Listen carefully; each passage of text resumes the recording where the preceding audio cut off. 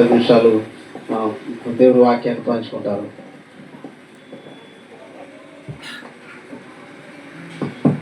దేవునికి స్తోత్రం కలుగును గాక. హల్లెలూయా, హల్లెలూయా. ఇది చాలా కష్టతరంగా ఉంది. ఎందుకంటే సగం స్టేజ్ని ఇదే మూసేసింది, అది కాక సగం గొడుగు మూసేసింది. ఇంక నాకు వెనకాల ఎవ్వరు కనపడట్లేదు. ఓకే, ఏదైనా కానీ నా స్వరం మీకు వినిపిస్తుందని నేను నమ్ముతున్నాను. దేవునికి స్తోత్రం, హల్లెలూయా.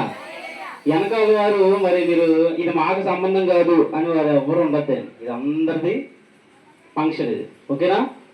వెనక వారు ఒక్కసారి దేవుని స్తోత్రం చెప్తామా? ఓకే, సుగంధరత్నం గారు అక్కడ ఉండి మీరు అందరూ ఆ వెనకాల టీముని మీరు కంట్రోల్ చేయండి. దేవునికి స్తోత్రం. వాక్యం వినాలి వారందరూ. అంటే నేను చెప్పేది కాదు, నా వెనకాల ఉన్న సేవకులు మంచి శ్రేష్ఠులు మనకి మాటలు తెలియజేస్తారు, వినాలి. ఏదో వచ్చాము వెళ్ళిపోయాము అన్నట్లుగా కాదు. జరుగుతున్న కార్యం ఏదైనా దేవునికి మహిమకరంగా జరిగే రీతిలో మనం నడిపించే విధంగా మన పని మనం జరిగిస్తే దేవుడు మనం దీవిస్తాడు. దేవునికి స్తోత్రం, హల్లెలూయా. మరి చిన్న బిడ్డగా మా దగ్గరికి వచ్చింది మా సంఘంలోకి.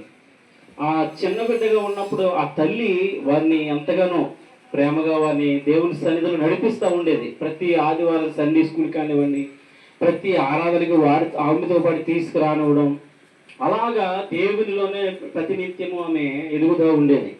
మరి చూస్తూ ఉండగానే ఆ కుమార్తె మరి దినము యవనస్తురాలుగా తీర్చబడింది. అది దేవుని యొక్క మహా ఉచితమైన కృప. దేవునికి స్తోత్రం కలుగును గాక.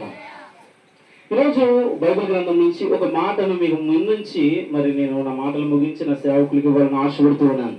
మనం చదువుకున్న లేఖన భాగంలోంచి యెహెజ్కేలు గ్రంథంలోంచి 16వ అధ్యాయము 7వ వచనం. మరియు నేల నాటబడిన చిగురు వృద్ధియగునట్లు నేను నిన్ను వృద్ధిలోనికి తెస్తున్నాడు. దేవునికి స్తోత్రం, హల్లెలూయా. ఇప్పుడు మనం చూస్తూ ఉన్నాము, మనం నేల మీద ఒక మొక్కను నాటినప్పుడు అది మనం నాటినప్పుడు ఎలాగైతే నాటామో అది అలాగ ఉండిపోతే ఎవరికి ఇష్టం? ఎవరికి ఇష్టం కాదు. అది ఎదగాలి, ఫలించాలి. ఇది మనకు తెలుసుకోవాల్సిన విషయం.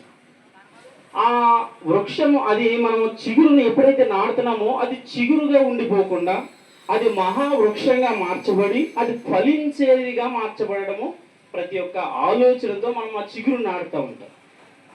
ఈరోజు మరి యవనస్తురాలను మనం చూసినట్లయితే చిన్న బిడ్డగా ఆమె తల్లి గర్భం నుంచి మరి బయటికి వచ్చింది. ఈరోజు మరి శారీరకంగా వృద్ధిలోనికి వస్తూ ఉంది. మనం చూస్తూ ఉన్నాం. మరి కొన్ని సంవత్సరాల క్రితం మా దగ్గరికి వచ్చినప్పటికి చిన్న పాప ఈ రోజు ఒక యవనస్తురాలుగా మార్చబడింది. ఎక్కడి వరకు పర్లేదు, బాగుంది. దేవునికి స్తోత్రం కలుగును గాక. మరి ఈ వృద్ధిలోనికి రావడం అనే విషయాన్ని